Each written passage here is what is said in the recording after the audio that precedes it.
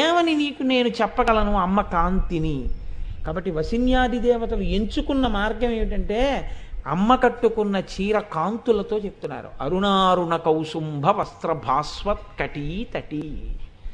తటీ తటీ అంటే అదో గమ్మత్తు. ఆ ఆంబ్రీడితంలో ఒడ్డున ఉన్నటువంటి చెట్టులా ఆ తల్లి ఎన్ని మాటలు వంగిందో నీకోసం, ఆ నడుము అరిగిపోయింది నీకోసం వంగడంలో.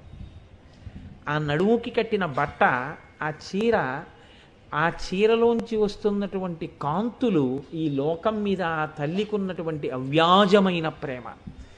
ఈ ఇంద్రియాలు ఇస్తే ఒక్కసారి ఆ జగదంబని దర్శనం చేద్దాం తనివి తీరా అన్నవాడు లేకపోవచ్చు, కానీ కంటికి వెలుతురు ఆవిడ అలాగే ఉంచింది.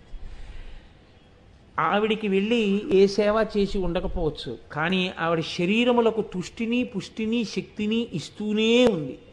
మనం లోకల్లో ఉన్న పదార్థాలన్నింటినీ అనుభవించేస్తున్నాం. అమ్మకి నైవేద్యం పెట్టామో లేదో మనకి తెలియదు, కానీ అమ్మ మాత్రం మనకి ఆ శక్తిని అలాగే ఉంచుతోంది. నేను సభాముఖంగా అనొచ్చో అనకూడదో, కానీ అమ్మవారి ఇచ్చినటువంటి తేజస్సుని చాలా దారుణంగా మనం వ్యయం చెయ్యొచ్చు, కానీ ఆవిడ నింపుతూనే ఉంది తేజస్సుని.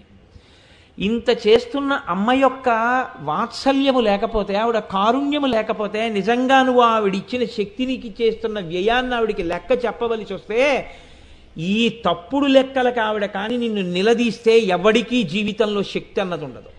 అయినా ఉంటోంది శక్తి అంటే ఆ తల్లి యొక్క అనురాగం, ఆ తల్లి యొక్క ప్రేమ. బిడ్డలు వీళ్ళు కాకపోతే ఎవరు చేస్తారులే తప్పు,